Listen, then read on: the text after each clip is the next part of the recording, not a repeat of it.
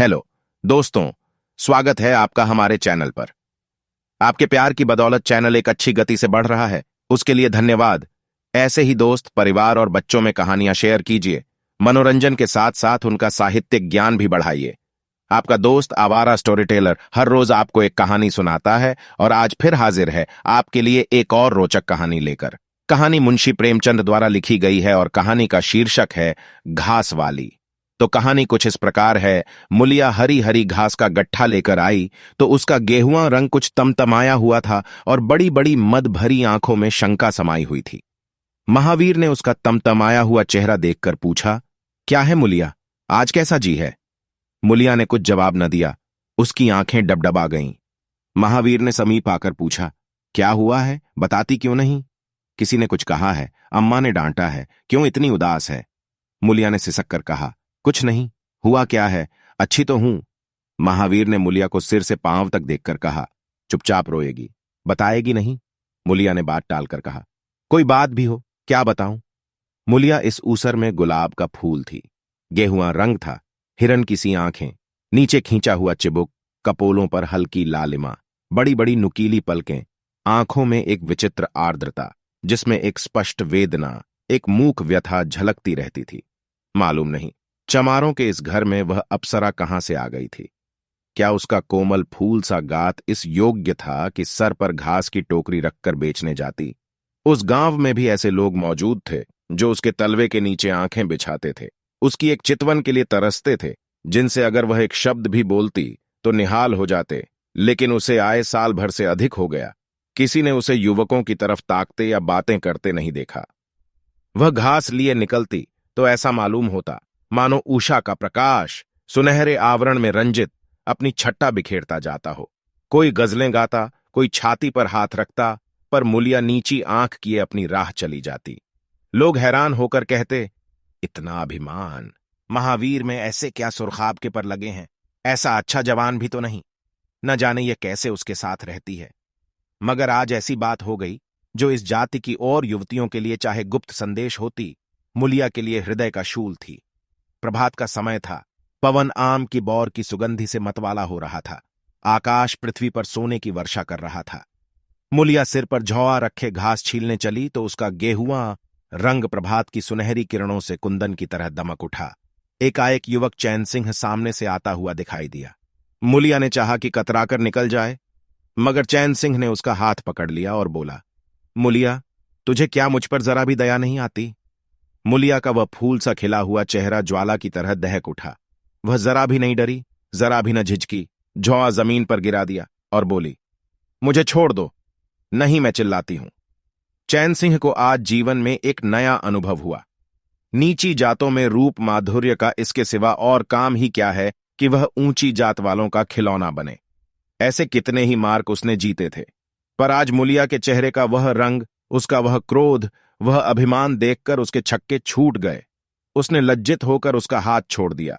मुलिया वेग से आगे बढ़ गई। संघर्ष की गर्मी में चोट की व्यथा नहीं होती, पीछे से टीस होने लगती है। मुलिया जब कुछ दूर निकल गई तो क्रोध और भय तथा अपनी बेकसी को अनुभव करके उसकी आंखों में आंसू भर आए। उसने कुछ देर जब्त किया, फिर सिसक सिसक कर रोने लगी। अगर वह इतनी गरीब न होती तो किसी की मजाल थी कि इस तरह उसका अपमान करता। वह रोती जाती थी और घास छीलती जाती थी। महावीर का क्रोध वह जानती थी, अगर उससे कह दे तो वह इस ठाकुर के खून का प्यासा हो जाएगा, फिर न जाने क्या हो। इस ख्याल से उसके रोयों खड़े हो गए। इसीलिए उसने महावीर के प्रश्नों का कोई उत्तर न दिया। दूसरे दिन मुलिया घास के लिए न गई। सास ने पूछा, तू क्यों नहीं जाती? और सब तो चली गईं। मुलिया ने सिर झुकाकर कहा, मैं अकेली न जाऊंगी। सास ने बिगड़कर कहा, अकेले क्या तुझे बाघ उठा ले जाएगा?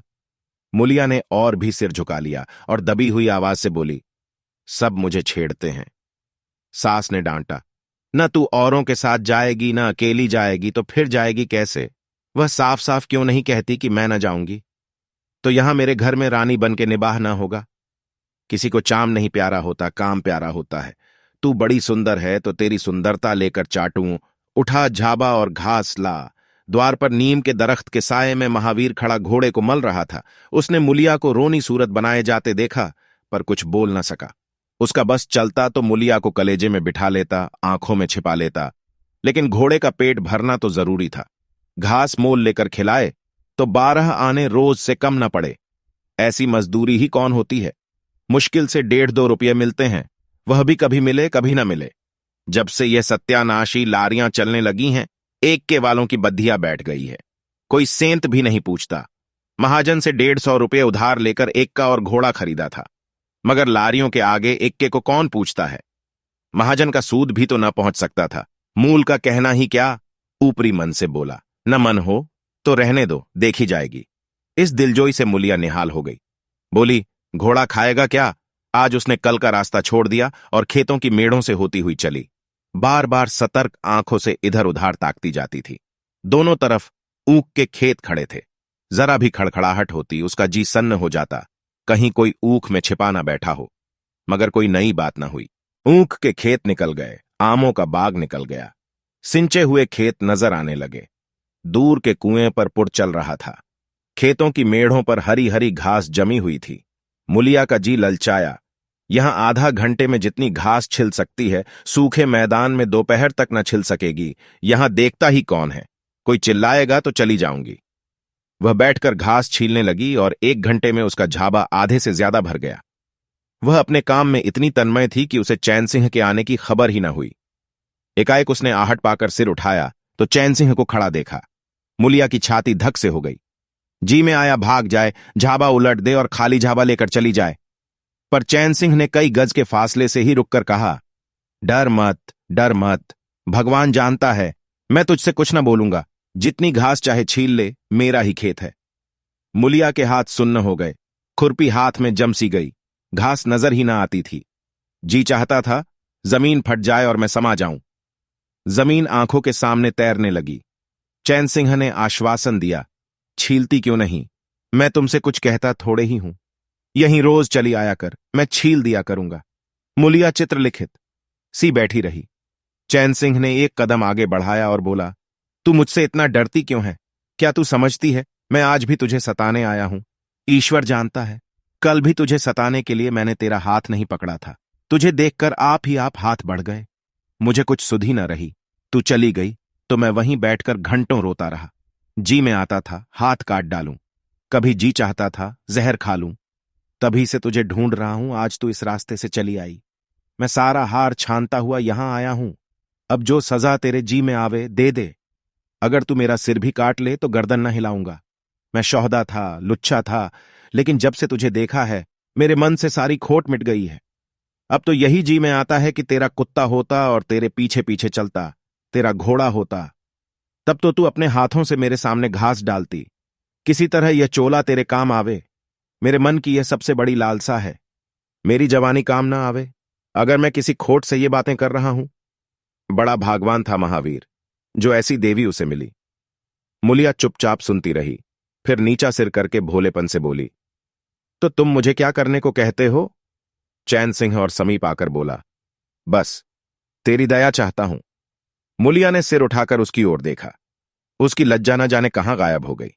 चुभते हुए शब्दों में बोली, तुमसे एक बात कहूं, बुरा तो ना मानोगे। तुम्हारा ब्याह हो गया है या नहीं। चैन सिंह ने दबी जबान से कहा, ब्याह तो हो गया, लेकिन ब्याह क्या है, खिलवाड़ है। मुलिया के होठों पर अवहेलना की मुस्कुराहट झलक पड़ी। बोली, फिर भी अगर मेरा आदमी तुम्हारी औरत से इसी तरह बातें करता तो तुम्हें कैसा लगता। तुम उसकी गर्दन काटने पर तैयार हो जाते कि नहीं। बोलो, क्या समझते हो कि महावीर चमार है तो उसकी देह में लहू नहीं है, उसे लज्जा नहीं है, अपने मर्यादा का विचार नहीं है। मेरा रूप रंग तुम्हें भाता है। क्या घाट के किनारे मुझसे कहीं सुंदर औरतें नहीं घूमा करती। मैं उनके तलवों की बराबरी भी नहीं कर सकती। तुम उसमें से किसी से क्यों नहीं दया मांगते। क्या उनके पास दया नहीं है, मगर वहां तुम न जाओगे, क्योंकि वहां जाते तुम्हारी छाती दहलती है। मुझसे दया मांगते हो इसलिए न कि मैं चमारिन हूं, नीच जाति हूं, और नीच जाति की औरत जरा सी घुड़की धमकी व जरा सी लालच से तुम्हारी मुट्ठी में आ जाएगी। कितना सस्ता सौदा है। ठाकुर हो ना, ऐसा सस्ता सौदा क्यों छोड़ने लगे। चैन सिंह लज्जित होकर बोला, मूला, ये बात नहीं। मैं सच कहता हूं, इसमें ऊंच नीच की बात नहीं है। सब आदमी बराबर हैं। मैं तो तेरे चरणों पर सिर रखने को तैयार हूं। मुलिया, इसीलिए ना कि जानते हो मैं कुछ कर नहीं सकती। जाकर किसी खतरानी के चरणों पर सिर रखो तो मालूम हो कि चरणों पर सिर रखने का क्या फल मिलता है। फिर यह सिर तुम्हारी गर्दन पर न रहेगा। चैन सिंह हमारे शर्म के जमीन में गड़ा जाता था। उसका मुंह ऐसा सूख गया था मानो महीनों की बीमारी से उठा हो। मुंह से बात न निकलती थी। मुलिया इतनी वाकपटु है, इसका उसे गुमान भी न था। मुलिया फिर बोली, मैं भी रोज बाजार जाती हूं, बड़े बड़े घरों का हाल जानती हूं। मुझे किसी बड़े घर का नाम बता दो जिसमें कोई साइस, कोई कोचवान, कोई कहार, कोई पंडा, कोई महाराज न घुसा बैठा हो। यह सब बड़े घरों की लीला है, और वह औरतें जो कुछ करती हैं ठीक करती हैं। उनके घर वाले भी तो चमारिनों और कहारिनों पर जान देते फिरते हैं। लेना देना बराबर हो जाता है। बेचारे गरीब आदमियों के लिए यह बातें कहां।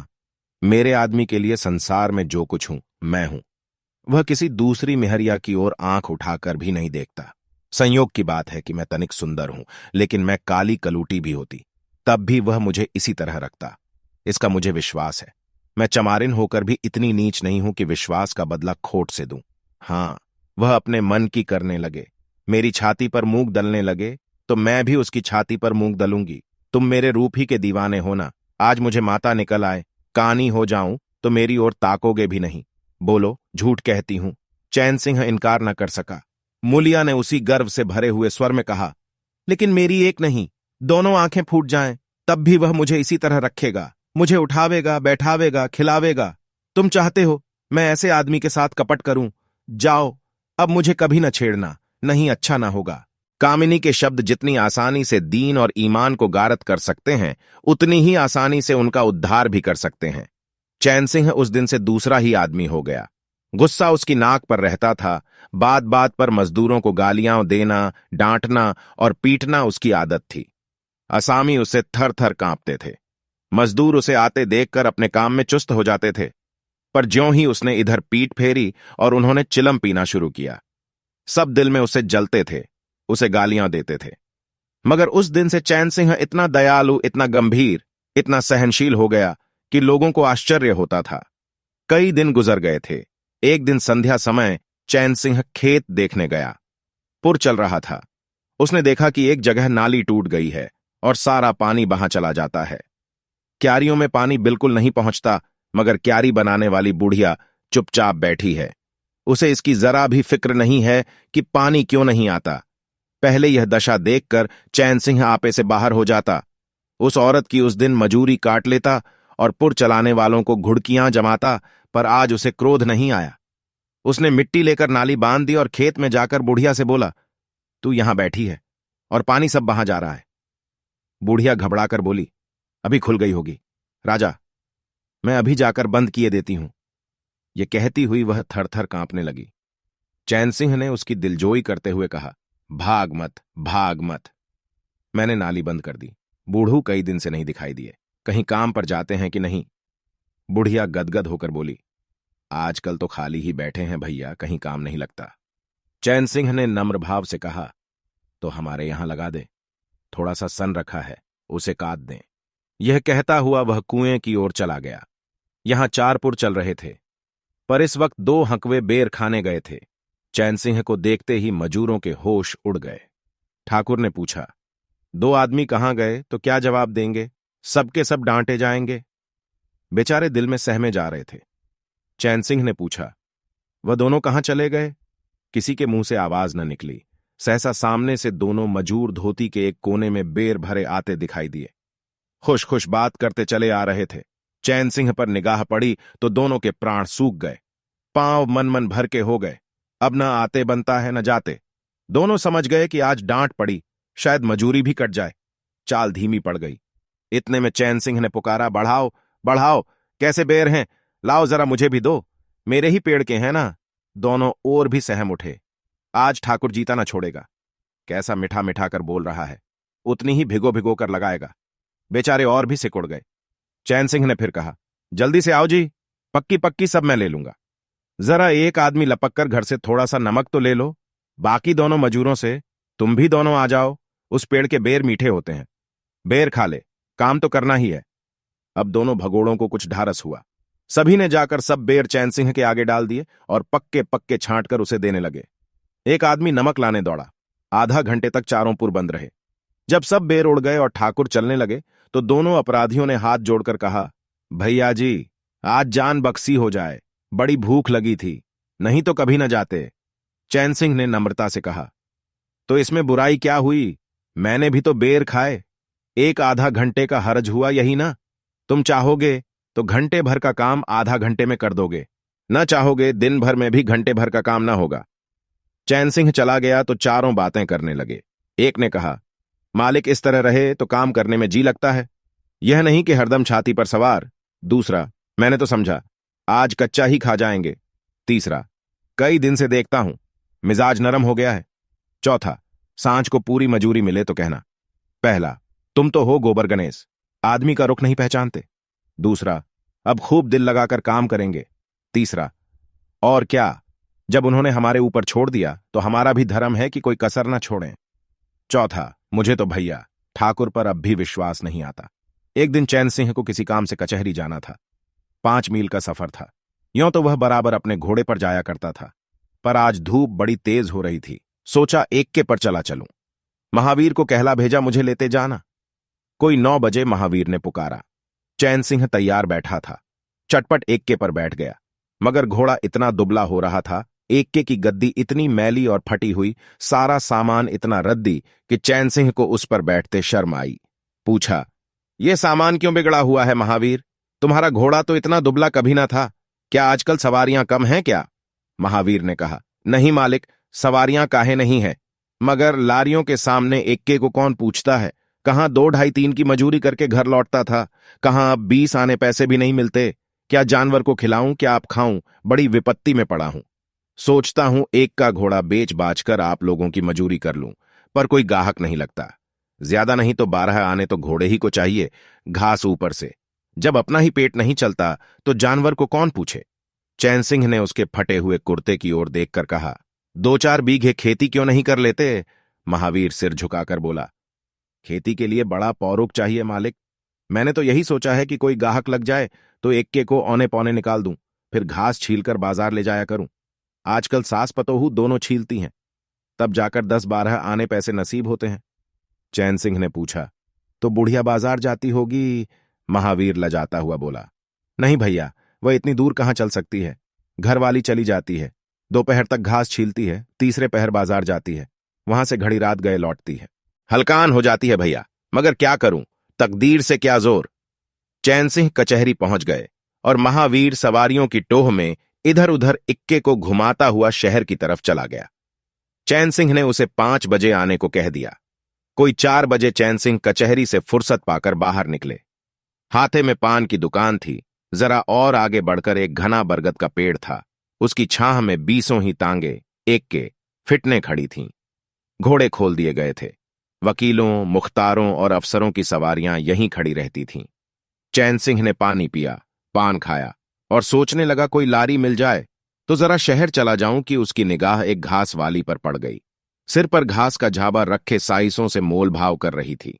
चैन सिंह का हृदय उछल पड़ा। यह तो मुलिया है, बनी ठनी, एक गुलाबी साड़ी पहने कोचवानों से मोल तोल कर रही थी। कई कोचवान जमा हो गए थे। कोई उससे दिल्लगी करता था, कोई घूरता था, कोई हंसता था। एक काले कलूटे कोचवान ने कहा, मूला, घास तो उड़ के अधिक से अधिक 6 आने की है। मुलिया ने उन्माद पैदा करने वाली आंखों से देखकर कहा, 6 आने पर लेना है तो सामने घसियारे ने बैठी हैं, चले जाओ, 2-4 पैसे कम में पा जाओगे, मेरी घास तो 12 आने में ही जाएगी। एक अधेड़ कोचवान ने फिटन के ऊपर से कहा, तेरा जमाना है, 12 आने नहीं, 1 रुपया मांग। लेने वाले झक मारेंगे और लेंगे, निकलने दे वकीलों को, अब देर नहीं है। एक तांगे वाले ने, जो गुलाबी पगड़ी बांधे हुए था, बोला, बूढ़ू के मुंह में पानी भर आया, अब मुलिया काहे को किसी की ओर देखेगी। चैन सिंह को ऐसा क्रोध आ रहा था कि इन दुष्टों को जूते से पीटे। सब के सब कैसे उसकी ओर टकटकी लगाए ताक रहे हैं, आंखों से पी जाएंगे। और मुलिया भी यहां कितनी खुश है, न लजाती है, न झिझकती है, न दबती है। कैसा मुस्किरा मुस्किरा कर, रसीली आंखों से देख देख कर, सिर का अंचल खिसका खिसका कर, मुंह मोड़ मोड़ कर बातें कर रही है। वही मुलिया जो शेरनी की तरह तड़प उठी थी। इतने में 4 बजे अमले और वकील मुख्तारों का एक मेला सा निकल पड़ा। अमले लारियों पर दौड़े, वकील मुख्तार इन सवारियों की ओर चले। कोचवानों ने भी छटपट घोड़े जोते। कई महाशयों ने मुलिया को रसिक नेत्रों से देखा और अपनी अपनी गाड़ियों पर जा बैठे। एकाएक मुलिया घास का झाबा लिए उस फिटन के पीछे दौड़ी। फिटन में एक अंग्रेजी फैशन के जवान वकील साहब बैठे थे। उन्होंने पावदान पर घास रखवा ली, जेब से कुछ निकालकर मुलिया को दिया। मुलिया मुस्कुराई। दोनों में कुछ बातें भी हुईं जो चैन सिंह न सुन सके। एक क्षण में मुलिया प्रसन्न मुख घर की ओर चली। चैन सिंह पान वाले की दुकान पर विस्मृति की दशा में खड़ा रहा। पान वाले ने दुकान बढ़ाई, कपड़े पहने और केबिन का द्वार बंद करके नीचे उतरा तो चैन सिंह की समाधि टूटी। पूछा, क्या दुकान बंद कर दी? पान वाले ने सहानुभूति दिखाकर कहा, इसकी दवा करो ठाकुर साहब, यह बीमारी अच्छी नहीं है। चैन सिंह ने चकित होकर पूछा, कैसी बीमारी? पान वाला बोला, कैसी बीमारी? आधा घंटे से यहां खड़े हो जैसे कोई मुर्दा खड़ा हो। सारी कचहरी खाली हो गई, सब दुकानें बंद हो गईं, मेहतर तक झाड़ू लगाकर चल दिए। तुम्हें कुछ खबर हुई? ये बुरी बीमारी है, जल्दी दवा कर डालो। चैन सिंह ने छड़ी संभाली और फाटक की ओर चला कि महावीर का एक का सामने से आता दिखाई दिया। कुछ दूर एक का निकल गया तो चैन सिंह ने पूछा, आज कितने पैसे कमाए महावीर? महावीर ने हंसकर कहा, आज तो मालिक दिन भर खड़ा ही रह गया, किसी ने बेगार में भी न पकड़ा, ऊपर से 4 पैसे की बीड़ियां पी गया। चैन सिंह ने जरा देर के बाद कहा, मेरी एक सलाह है, तुम मुझसे 1 रुपया रोज लिया करो। बस जब मैं बुलाऊं तो 1 का लेकर चले आया करो, तब तो तुम्हारी घरवाली को घास लेकर बाजार न जाना पड़ेगा। बोलो मंजूर है? महावीर ने सजल आंखों से देखकर कहा, मालिक आप ही का तो खाता हूं, आपकी प्रजा हूं, जब मर्जी हो पकड़ मंगवाइए। आपसे रुपये? चैन सिंह ने बात काटकर कहा, नहीं, मैं तुमसे बेगार नहीं लेना चाहता। तुम मुझसे 1 रुपया रोज ले जाया करो, घास लेकर घरवाली को बाजार मत भेजा करो। तुम्हारी आबरू मेरी आबरू है, और भी रुपये पैसे का जब काम लगे बेखटके चले आया करो। हां देखो, मुलिया से इस बात की भूल कर भी चर्चा न करना, क्या फायदा? कई दिनों के बाद संध्या समय मुलिया चैन सिंह से मिली। चैन सिंह असामियों से मालगुजारी वसूल करके घर की ओर लपका जा रहा था कि उसी जगह जहां उसने मुलिया की बांह पकड़ी थी, मुलिया की आवाज कानों में आई। उसने ठिठक कर पीछे देखा तो मुलिया दौड़ी आ रही थी। बोला, क्या है मूला, क्यों दौड़ती हो? मैं तो खड़ा हूं। मुलिया ने हाँफते हुए कहा, कई दिन से तुमसे मिलना चाहती थी, आज तुम्हें आते देखा तो दौड़ी। अब मैं घास बेचने नहीं जाती। चैन सिंह ने कहा, बहुत अच्छी बात है, क्या तुमने कभी मुझे घास बेचते देखा है? हां, एक दिन देखा था। क्या महावीर ने तुझसे सब कह डाला? मैंने तो मना कर दिया था। वह मुझसे कोई बात नहीं छिपाता। दोनों एक क्षण चुप खड़े रहे, किसी को कोई बात न सूझती थी। एकाएक मुलिया ने मुस्कुराकर कहा, यहां तुमने मेरी बांह पकड़ी थी। चैन सिंह ने लज्जित होकर कहा, उसको भूल जाओ मूला, मुझ पर जाने कौन भूत सवार था। मुलिया गदगद कंठ से बोली, उसे क्यों भूल जाऊं? उसी बांह गहे की लाज तो निभा रहे हो, गरीबी आदमी से जो चाहे करावे। तुमने मुझे बचा लिया। फिर दोनों चुप हो गए। जरा देर के बाद मुलिया ने फिर कहा, तुमने समझा होगा, मैं हंसने बोलने में मग्न हो रही थी। चैन सिंह ने बलपूर्वक कहा, नहीं मुलिया, मैंने एक क्षण के लिए भी नहीं समझा। मुलिया मुस्कुराकर बोली, मुझे तुमसे यही आशा थी और है। पवन सिंचे हुए खेतों में विश्राम करने जा रहा था। सूर्य निशा की गोद में विश्राम करने जा रहा था और उस मलिन प्रकाश में चैन सिंह मुलिया की विलीन होती हुई रेखा को खड़ा देख रहा था।